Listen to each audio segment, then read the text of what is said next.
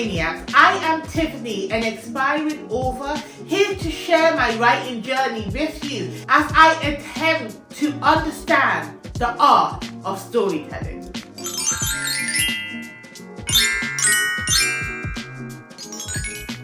So in this series, I will deep dive into the Save the Cat beat sheet by Jessica Rowling. So what is Save the Cat? So Save the Cat is like a beat sheet, a cheat code for crafting a killer story, for crafting a story that will keep readers hooked, that will keep audiences coming back wanting more. It's like a roadmap for writers that is simple, that is fun, that is elegant, and it's honestly kind of genius. Save the Cat outlines 15 beats that will keep your audience hooked.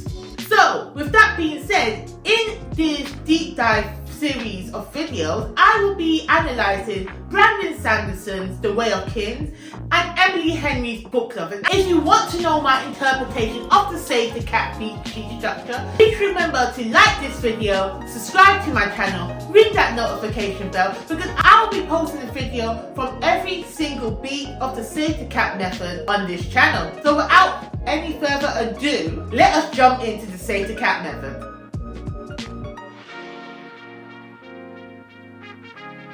And once you have all of this figured out, once you have decided your hero, their problems, their wants and goals, once you have all of this nailed down, you have a great foundation to begin writing your story. That is because story is all about how the hero's problem is solved. There, I said it. This is why this is the most important video in this Save the Cat deep dive. The hero is all about character work. Who your character is, what their journey is. It's the fundamental principle in great stories, okay? It's what keeps your audience and your readers engaged.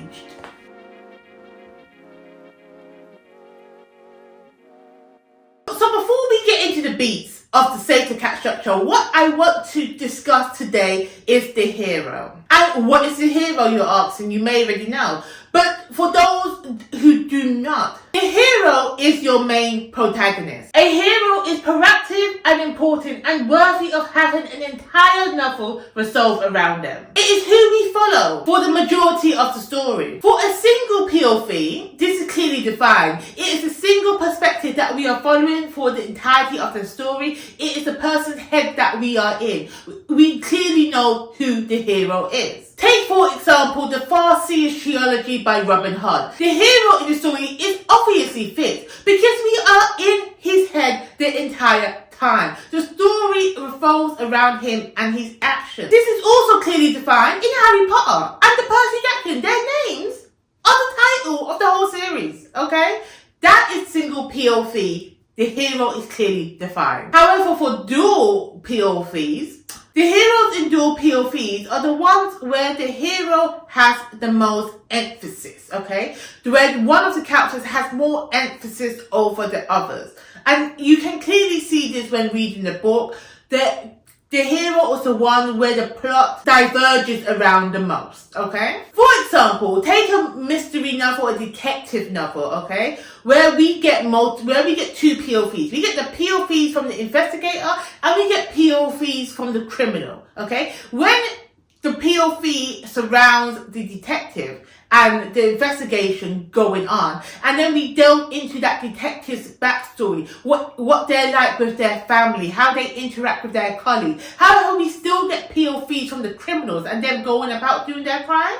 The hero of these types of books is always going to be the investigation team, the detective, because we not only see the plot of the book through them, the crime and investigation, but we see the detective's home life. We get more of their background. While the criminal, we just only get their criminal activities and not their reasons why they're doing it. Okay? Again, and it can be flipped on the script. You can have the same story. However, if we're getting the background on the criminal's life, we're getting the reason why that criminal is committing these crimes, and we only see the detective only doing the investigation, the hero of that particular story will be the criminal, okay? Because the plot revolves around them, the story is revolving around them. And that also applies to romance. Now, for romance, I do have an example to give you. Take Kennedy Ryan's This Could Be Us. Okay, we have got perspective from both of the lead characters. We've got Soledad, who is the female main character, and we have got Judah, who is the male main character. We see both of their perspective. We see both of their lives with their children and how they struggle with past relationships. However, the hero of This Could Be Us is in fact Soledad, because we are mainly in Soledad's perspective. We are mainly seeing her trials and tribulations, what happened in her past relationship. Even though we still get glimpses of Judah and with his family and his son, it's Soledad's character arc, Soledad's growth that we are mainly focusing on. So that's why with dual perspective, there is clearly one hero. However, this all changes with books with multiple POVs, with books with 3 or 4 or 5 characters. Now, in this case, there is usually, especially with long-running series, okay, there is usually one book. There's usually a book where the hero is clearly defined. Even if you have the multiple perspectives, even if you have multiple characters that could be defined as a hero, one book out of the series will usually belong to one hero. And this is usually the one where the plot of that particular book is more focused on. This is what we like to call the one true hero. It's essential to narrow down your one true hero. For example, in the long beloved fantasy series Wheel of Time, our one true hero is Ram Al Ford. He is the sole character where this plot revolves around. And we follow his journey to becoming the Dragon Reborn throughout the 14-book series. However, in other long-running fantasy series of A Song of Ice and Fire, I would say each book has their one true hero. For example, for Game of Thrones, our one true hero would be Eddard Stark. For A Clash of Kings, it would be Tyrion Lannister. And this is entirely my opinion, because not only did Tyrion have the most POVs in this particular book, but his character excels over the rest. His character journey, his character arc had more moving parts over the other characters in this particular book. However, this does raise the challenge. This does raise the problem, in the sense that more heroes means more problems. If you have more than one POV, if you have more than one main character, you usually have more than one hero, meaning you would need to think about each character's individual problems, their individual wants, their individual needs. Okay? And this is different than the overall arc and story problems that every character faces. They will need to have problems unique to them. Okay, unique to their situation and unique to the lives that they have led. And so in multiple POV stories, sometimes focusing on one particular hero is the best way to tell that story, especially when you have multiple books in the series. Take, for example, Brandon Sanderson's The Stormlight Archives. This is a multiple POV story, epic fantasy series with multiple heroes. Okay? But each installment in the series has clearly got one true hero. For The Way of Kings, it's Kaladin Stormless. For Words of Radiance, Book 2, it's Shallan, however you say her name. In Oathbringer, it's Dalinar, and so forth and so forth. Each of these heroes are present from the first introduction to the book, from book 1. However, their character arcs do not get refilled, do not get expanded on until we reach the book dedicated to them and their history. And how does he do this? How does Brandon utilize this method? One of his tactics is that we get flashback scenes of the past of our one true hero for that book. So in The Way of Kings, which I'll be dissecting throughout this Save the Cat deep dive, we get Kaladin's flashback in the past, what happened 5 years ago, 10 years ago, compared to what he's going through now. And that is the same formula that he uses throughout the other books in his series. Now, the question that you may be asking yourself right now, if you're facing this dilemma, is how do you choose your one true hero? And it's really easy, because every hero has the one true plot that is destined to transform them. And every plot has a one true hero that is destined to transform it. And it's our job as the creative storyteller to know how to find the story's true soulmate. Ask yourself, who has the most to learn? Who has the furthest to go, the most growing to do, or the biggest obstacle to overcome? You want to choose the hero that gets the most out of the story you are trying to write. Let me give you some examples. In book 1, the first installment of the Stormlight Archive, we have got The Way of Kings by Brandon Sanderson. In this book, it is clearly defined that Kaladin Stormless is in fact the one true hero of that book. Not only, as I previously mentioned, we get flashback to his characters in the past. However, the transformative journey that happens in this book can only have happened to the character Kaladin Stormblessed. And let me tell you why. Because Kaladin was once a healer, a doctor in training, whose desire was to go and fight for the armies of, I think it's Rosha. Sorry if I get the names wrong, but his goal was to go fight in the army. He wanted to become a soldier, but his father was training him to be a healer, to save lives instead of take lives. However, when his brother got conscripted into the army, Kaladin decides that he has to go and join the army in order to protect his brother, in order to save him. That carries on the lessons that his father has taught him to instill, to save rather than kill. So throughout Kaladin's journey in the book, in the back of the reader's mind, it's all about Kaladin wanting to save people instead of killing them, okay? His character arc, his journey, and the way he gets depressed and fails is the fact that he cannot save people. People keep dying on him, and he is the only one that survives. Now, if we take that journey, that story arc, and we add that to another character, it wouldn't hit the same, because the other characters do not have the training that Kaladin did in the past. They were not trained to be healers. They were not told by their father, saving lives, that lives are precious. Though Kaladin's journey in the army, seeing how the Lords and the Bright Lords are throwing away people's lives, just discarding them as if they were nothing, hits harder from Kaladin's perspective, because he has that ingrained into him that all life is precious and that he needs to save them. And then at the end of the Stormlight Archive, it's all about honor. It's all about honoring those that came before. Okay? In another example, Book Lovers by Emily Henry, okay? Nora Stevens is clearly the defined hero. However, you could say they could have been Libby, her sister that is in this role. Because what it is, Nora is a career woman. Nora is is she an agent? I think she's an agent in the publishing industry, okay? And she is focused on her career, and all her relationships keep on failing. They keep leaving her for a small town romance that you get in romance books. All her relationships go the way that her partners go off to their hometown, fall in love in their hometown, and don't want to come back to the big city to be with her.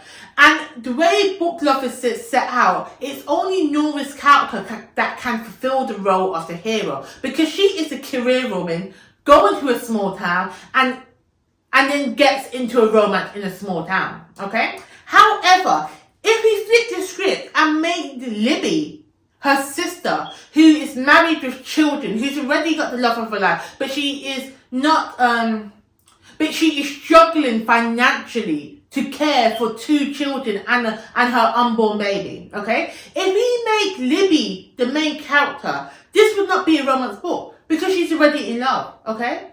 It could be, she didn't, if he made Libby have problems with her husband, and that's the reason why she ran off to the small town, to fall in love with small town life. But it wouldn't be the same book. It wouldn't be about a career woman trying to fall back in love with herself and not limiting herself to try and appease her love interest. It would have been about a married mother trying to find herself within the books, you know? 2 completely different stories. So our one true hero in Book Lovers had to have been Nora Stevens, because that was her one true plot. Again, I hope that does make sense with these examples. If you do have any questions about the one true hero and you want a deeper understanding, please leave any questions in the comments below and I'll do my best to answer them. Okay, let's move on. So what can we take away from these examples? Okay, a hero is proactive, important and worthy of having an entire novel revolve around them. So how do you create a hero that is worthy and interesting? So Say the Cat has got you covered. They have let us know that your hero needs three things: a problem, a want and a need. Let's get deeper into these three things. So the first is a problem, a flaw that needs fixing. When you're thinking about the problem, you want to think, what problem affects them on a daily basis, okay? What flaws do they have that hinder them from getting to their potential? Now, these things have got to be unique to your hero, okay? These are problems and flaws that directly affect them and not the larger world at large, okay? So what I took this to mean is that what in their everyday life is hindering them from being the best person that they can be? What is stopping them from excelling or preventing them from doing what they truly want to do? This could be something like family duties, like taking care of sick relatives, okay, or being the sole provider for a household where you have to grind every day at work, but all you want to do is go on that vacation, but you can't because you have responsibilities. Or it could be their inherent personality, like they could have a massive ego that gets in the way of their relationships with others, or they can have low self-esteem and social anxiety that keeps them contained in the corner without being their full, creative, elusive selves. Or they could be poor and not have access to certain opportunities, or even they are in an abusive situation and they don't know how to get out of. Okay, these are minor problems that we can face in our realities, in our everyday. So when I mean that problems need to be unique to the individual hero, that is exactly what I mean. So when thinking about the problems, there are two types of problems that a hero can have. The first type is an external problem. These are problems outside of our hero's control. Okay? These are problems that can affect the majority of those they're in connection with. For example, they are caring for a sick relative. Their relatives are sick, that is outside of their control, okay? Or they are unable to get that promotion at a job. They are doing everything right, okay? They're hitting targets, going to the office on time, doing everything right. They just cannot break that barrier. That is outside of their control because they are waiting for somebody else to give them that promotion. That is an external factor. That is an external problem. There are also internal problems, and these are things that are happening within the character. For example, their personality. As I said, they have an ego problem, okay? They have low self-esteem, okay? They have anxiety. And these are all internal to the individual. These are things that they have to overcome, and outside factors, although they can play a part in helping resolve this problem, this is inherently something that these characters have to deal with within themselves. Okay? Now, the trick on showing these problems, on developing these problems with these characters, is by not containing them to one aspect of their life. The problem needs to infect and spread throughout every aspect of your character's life, from their work life, from their home life, okay? The hero's flaws need to affect every aspect of their life, because a flawed hero gives the story purpose. When we turn to stories, when we're either reading a book or consuming a show or a film or anime, what have you, what we are watching, what keeps audiences in tune to your story is how our hero overcomes their problem, how they fix their flaws, or maybe they don't fix them, but it's how they're living life with the flaws that they have. The problems and the flaws your hero will have will resonate with readers if they can emphasize, if they can connect to your character's plight. They will be in tune because they'll be like, oh, how did you deal with this situation that I found myself in? Or if they can't relate, they'd be like, oh, I felt something similar at that point in my life. How would you deal with it? Maybe your actions and how you solved your problems and overcame your flaw is something I can do in my life. This is what readers want. This is what audience want when they're watching a show. They may not obviously say, oh, I'm here to learn more about myself, but this is why when readers and audiences consume your story, when it touches them and they get emotional and they feel that was great, it's because we move something within them. And that lies with the problems and flaws that you present of your hero. Let's look at my examples. So in The Way of King, Kaladin's flaw is that he believes he is cursed. He believes he cannot protect those he loves. His problem is that he wants to save everybody. He wants to save them all. And that's a problem because he can't save everybody. And that in turn makes him develop a flaw. His flaw is that he believes he is cursed. He believes that he cannot protect the people that he's loved. So what use is he? Because his whole reason in life, his own motivation is to protect those around him. Okay? And this can be seen in a quote around 5% of the way into the book. There always seems to be a reason Kaladin survived when those he tried to help died. Some men might have seen that as a blessing, but he saw it as an ironic kind of torment. So here we clearly see that what his problem is and his flaw that needs fixing. And this is the basis of his whole character journey. And this belief that he should be able to save everybody comes from a quote from his father: "Can you really leave him, son? Let him die when you could have helped." This quote is what he hears again in his head, which reinforces the fact that Kaladin should be able to save people, but he can't. Let's get into Book Lovers by Emily Henry, our hero again, Nora Stevens. The problem Nora has is that she feels she is not good enough, okay? And I mean in the sense of romantic entanglements. Because right at the beginning, Nora tells us that she is not that girl. She is not that girl that has that small town romance where the city guy comes back to the town, falls in love, and they live their happy ever after. No. She's the evil bitch from the big city whose boyfriend has left her for the small town woman. She is the one that gets dumped, okay? So her problem is that she thinks she is not good enough. And the flaw that needs fixing is her overcoming this feeling of inadequacy, okay? Because she needs to learn how to love herself, how she's sharp, she's ambitious, okay? She is career driven. It does not mean that she's not worthy of love. Does not mean she cannot have her happily ever after. This is the flaw that Nora needs fixing. It's not the fact that she's dating the wrong men. Maybe she is. And throughout Book Lovers, we see Nora's journey into self-love, self-discovery, and she finally finds a partner, a love interest that meets her on her level, that doesn't want her to change who she is, who she fundamentally is, to appease anyone else but herself, okay? So those are some examples of problems and flaws that your hero needs to have.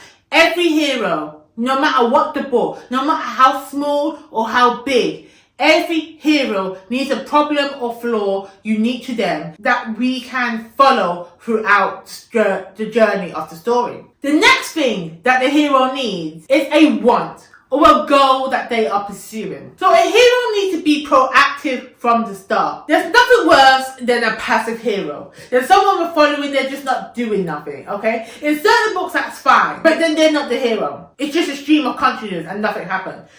Every hero needs a goal or want. It can be small. It can be the smallest thing. It could be they want to win the lottery. That is a goal. So they buy bare tickets. They buy 100,000 tickets a day.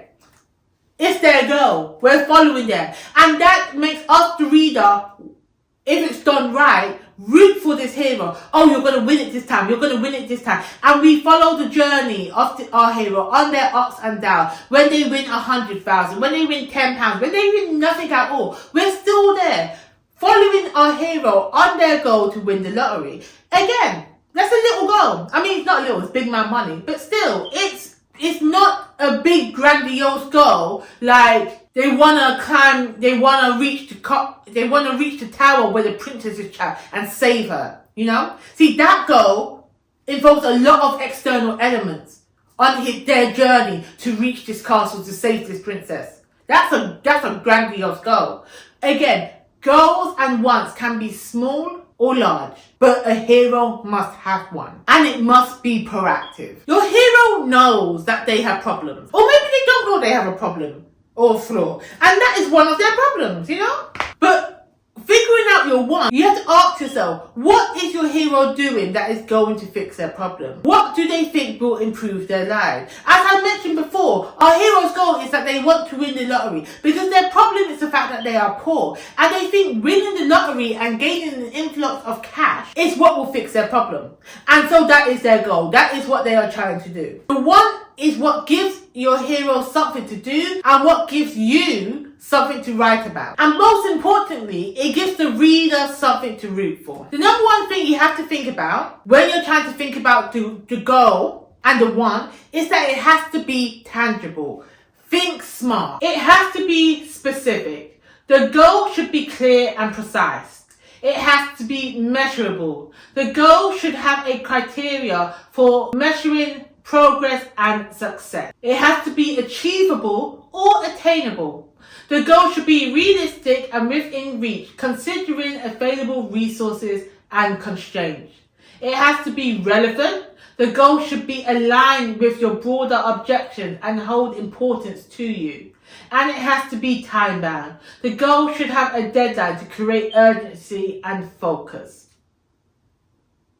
The reader must be able to understand not only what the goal is, but more importantly when and if the hero gets it or in fact they loses it, they don't get it. The issues will arise when you're thinking about a goal, when it's too vague or intangible. For instance, my hero wants closure. My hero wants independence. My hero wants happiness. Those are not trackable or measurable. Because what is happiness? Everybody defines happiness as different, okay? However, don't lose hope, okay? If you have intangible goals like happiness and closure and independence, we can make those goals tangible by giving them concrete qualities. For example, if you say your goal is happiness, then to make that goal tangible, you need to ask yourself, they will be happy when so-and-so happens and so-and-so happens, okay? It's the when that is important. It is the when that is the one. And it lets readers know what our hero is planning to do, what they are striving for. So for instance, your hero could be like, I want happiness. What is happiness to them? Happiness could be, I want to be financially stable. So their goal is to get financially stable, meaning that they will get a job or some kind of incomes or earnings that will make them financially stable. Then they'll be happy. So happiness, although happiness is the goal, it is not the want. It is not trackable. What is trackable is the financial stability because people know when they have hit that for them. I hope that does make sense. I feel like I went on a tangent. But yes. It does make sense. If you do have any questions on the hero's wants or goals, again, please do ask them in the comments and I'll do my best to answer them. Please do keep in mind that as your story does progress, your wants and your goals will change, okay? The wants and goals is also discovering what our hero needs to remove the obstacle standing in the way of them achieving their full potential. Goals will change as the story goes on, as the character arc develops and changes. And the character, our hero, may discover they want different things, and that is okay. That is perfectly fine. As long as each goal that you introduce is tangible and is smart. Let's turn to our examples. So in The Way of King, Kaladin's goal is first introduced to us. His goal is to get to the Shattered Pane. That is the first instance that we have of a goal. And we see this in a quote as Kaladin is talking to one of his soldiers, 3% in the novel.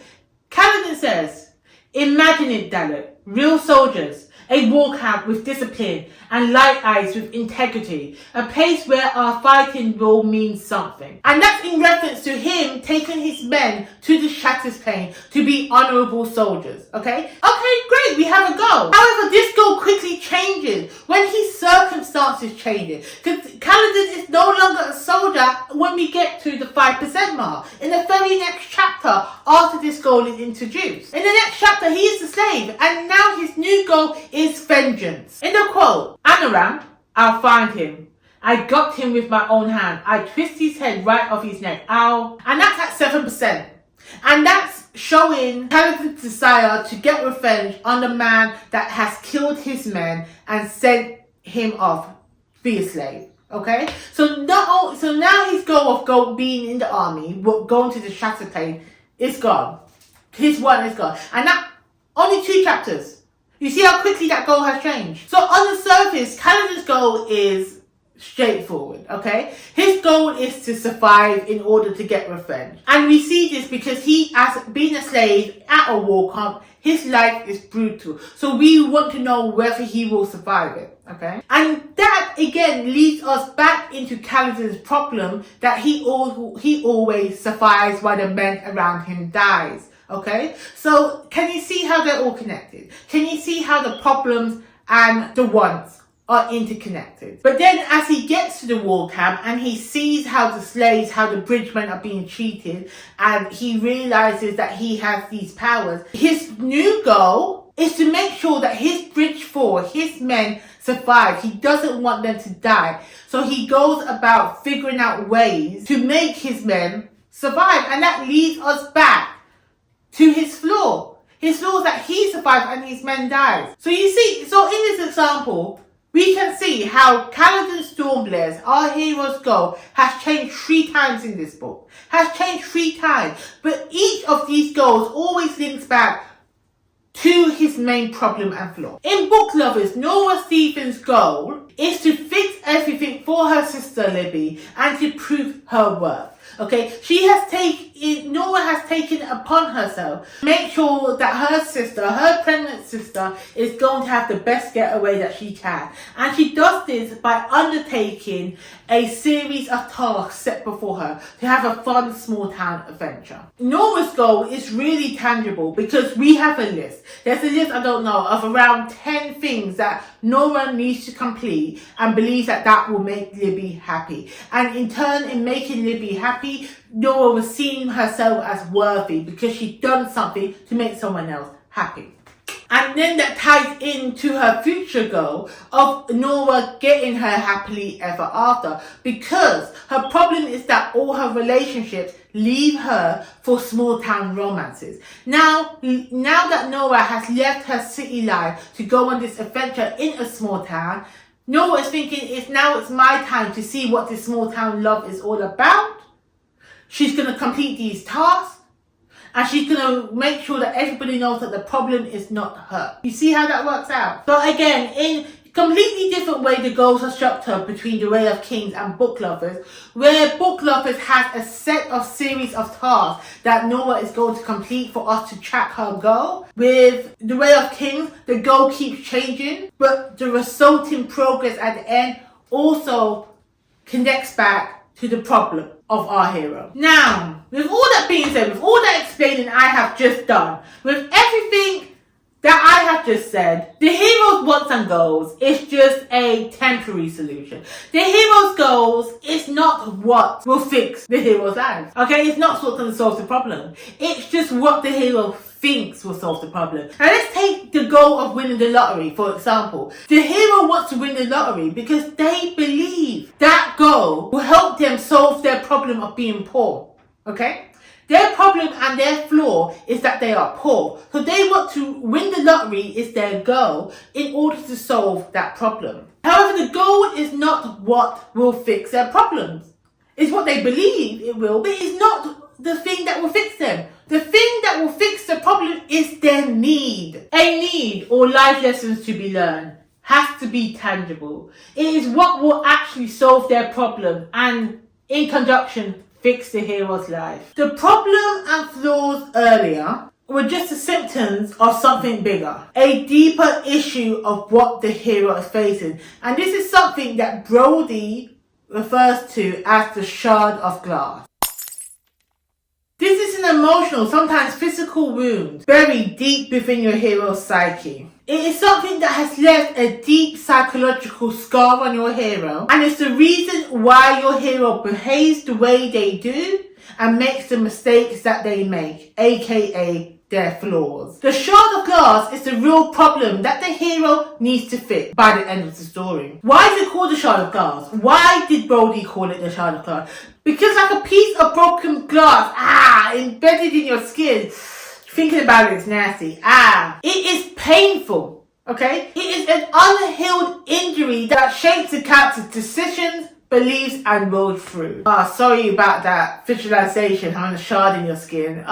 Imagine it just like underneath your finger. No, let's move on. But where an actual shard of glass is a physical wound, the shard of glass in this context is more emotional, okay? It reflects vulnerabilities and insecurities. The hero might not even know what their shard of glass is, but you as an author should, okay? You as an author should always keep this shard of glass in the back of your mind and always know what your hero actually needs in order to resolve their flaws. What life lessons should they learn?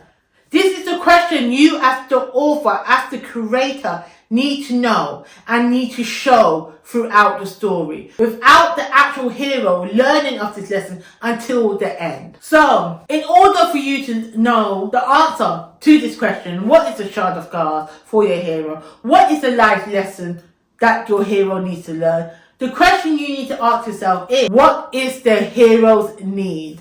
The need is the very soul of your story. It's what gives your novel substance, and it's what it is all about. Now, the need or life lesson should be universal, should be something no matter the circumstances of the hero's life, of the reader's life, should be able to connect with and to understand. And Brody so eloquently and so usefully has done her research and has said that the life lesson, the need, can fit into one of 10 categories. And these categories are forgiveness of self or others, letting go of anger, guilt, or resentment. Love, the importance of connection, relationships, familiar, romantic, and self-love. Acceptance, embracing life's imperfection and flaws, or one's own limitations and circumstances. Faith, believing in something greater, whether it's a higher power, others, or oneself. Fear, confront and overcome their fears, whether external or internal, leading to growth or resolution. Trust, to trust oneself, others, or the world, often connected to betrayal or loss. Survival, the instinct or will to endure against all odds, physically or emotionally, and finding the will to live. Selflessness, earn the importance of self-sacrifice for the greater good or well-being of others. This includes sacrifice, altruism, heroism, and overcoming greed. Responsibility, step up and take responsibility for themselves, others, or the world, and accept one's destiny, often growing into leadership roles. Redemption, the journey of letting go of anger, guilt, or resentment, often towards oneself or others, accepting blame and finding salvation. So those are the 10 universal life lessons categories which each life lesson will fall into, okay? Again, the need and life lessons will be unique to the particular hero, but through the examples I will show you, each need and life lesson will fit into one of these categories. So let's look at the needs in action. So, in The Way of Kings by Brandon Sanderson, Captain Stormbed, his need is to overcome his despair and believe in himself. Kaladin's emotional journey is about recognizing that his failures don't define him. That he has the strength and he is worthy to make a difference. He must discover his capacity to hope and leadership and embracing the ideals of the Knights Radiant. And the first ideal that he speaks is to protect those who cannot protect himself. Kaladin's need is to overcome his despair and to believe in himself. Okay? Kaladin's emotional journey is about him realizing that his failures, the death that has occurred to those he's meant to protect is not his fault. So what is Kaladin's shard of glass? Because his shard of glass is his failure to protect those in his care. He failed to protect his brother Tim. He failed to protect the men that was under his command in his army, okay? But he needs to realize that these failures were not his fault. These failures were something that happened outside of his control. There's nothing that he could have done to avoid these deaths. And the fact that his goal was to take vengeance on the men that killed these people, that sent him to the army, that are killing off these bridgemen. He needs to take responsibility that although these deaths happen outside of his control, the situation that he finds himself in was his choice, with his making, okay? So that's why his life lessons can be fit into responsibility. And no longer believing he is cursed. He is claiming back his life. He is not living up to his flaw that he is cursed, that he keeps surviving. And we can see this. Around 91% way into The Way of Kings, Kaladin discovers his responsibility and his life lesson. In the quote, "This is my choice," he thought, as the Pasenji archers formed up. "It's not some angry god watching me. Not some spring playing tricks. Not some twist of fate. It's me. I chose to follow Tien. I chose to charge the Stormbearer and save Anaram. I chose to escape the safe pit. And now I choose to try and rescue these men, even though I know I will probably fail." And after this quote, we see Kaladin finally say the ideals. "I will protect those who can't protect themselves." He's finally taking responsibility of his action. He's finally getting back into that leadership role and not dwelling on what happened in the past. Not feeling this illusion that he cannot save people. In Book Lovers, Nora's need is to accept herself and prioritize her own happiness. Nora's journey is all about realizing that she doesn't need to change herself in order to be loved. She shouldn't be putting other people's happiness above her own. And her worth isn't defined by her ability to care for others. She learns to let go and to embrace her own ambitions and desires unapologetically. Now, Nora's shard of glass is rooted into the tragic experience of losing her mother and having to, at a younger age, and having to step up and become the caretaker for her younger sister Libby, okay? Her life from the loss of her mother until our present time frame is the fact that she wants to make sure that her younger sister Libby is happy and gets everything that she ever wants and desires, to the detriment of Nora's own happiness. And this has created the belief that she always must put others first. She had it really hard, but she was our only parent. And there were times she forgot that. There were times she treated you like you were an adult.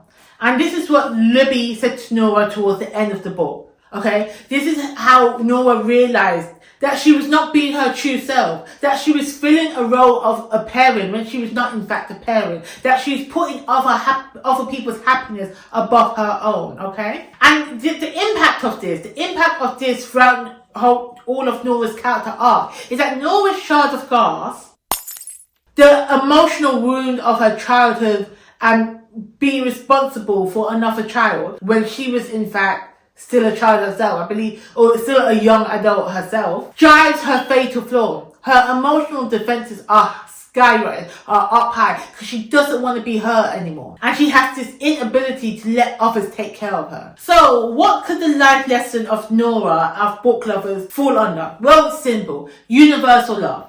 The life lesson of Book Lovers is love. This is more family love because she's learning to love her sister in a different way than the parental figure, and also the love of herself. She's learning self-love and not to justify herself and her worth on her past relationship. Now, by going through these books, by doing my research, I can clearly see that the life lesson is not clearly defined until to the end of the book. We get little nuggets of what this life lesson can be, sprinkled throughout from the beginning, but it's not until the end of the book that this need and this life lesson gets clearly defined and gets wrapped up. And then us as readers, when this life lesson makes itself clear to us, we're like, oh, it all makes sense. That is the feeling that we want our readers to have. It's that, oh, hindsight. That's what we need. So I know this video is long. We've looked at lots of different things. Let's give you something to remember. Let me give you some key takeaways and things that you need to remember. Every book has a one true hero, regardless if it's a dual, single or multi-POV story. In order to figure out your one true hero, ask yourself, who has the biggest character arc? Who has the most to gain from being the hero of the novel? And who is the most resistant to change? However, the more heroes equals more problems. For every hero you have in your story, they will need to have their own set of problems and flaws. They will need to have their own sets of wants and needs. So every time you add a new hero to your story, you have fewer pages and fewer time devoted to the heroes you've already established. Okay? So you need to balance each hero and each of their problems and wants delicately. Regardless of how many heroes you have decided to create, each plot, each story always has their one true hero. Therefore, each book must always have a one true hero, no matter how many heroes you have included within your series. Remember, every hero must have a problem or a flaw that needs fixing. Remember, a problem is an outside factor, stopping our heroes from doing what they want, and a flaw is an internal factor, something within themselves that is holding them back from being who they were meant to be. They also need to have a want or a goal that they are pursuing. Now, a goal must be tangible. A goal must be proactive. Regardless if the goal stays the same throughout the story or changes as the character changes. The goal is what keeps the story moving forward. Think smart when you're thinking about the goal. And they also need to have a need and a life lesson to be learned. And when you're thinking about this need and life lesson, always remember the shard of glass. A shard of glass is a psychological wound that has been festering beneath the surface of your hero for a long time. Each need and each life lesson to be learned will fall under one of the 10 universal lessons which Brody has stated in the book Save the Cat Writes a Novel. By identifying and weaving these lessons throughout your story, you can make your narrative resonate with the broader audience, give your characters depth and meaningful arcs, create a thematic structure that grounds your plot and elevates its emotional impact. And once you have all of this figured out, once you have decided your hero, their problems, their wants and goals, once you have all of this nailed down, you have a great foundation to begin writing your story. That is because story is all about how the hero's problem is solved. There, I said it. This is why this is the most important video in this Save the Cat deep dive. The hero is all about character work. Who your character is. What their journey is. It's the fundamental principle in great stories. Okay? It's what keeps your audience and your readers engaged. However, in the next video, I will delve deeper into the story. I will delve deeper into what is an A story and what is the B story and how it interacts with our hero. So, if you want to know my thoughts on that and how I deep dive in that, please remember to like and subscribe and hit that notification bell so you'll be notified when I upload next. And I'll see you in the next one.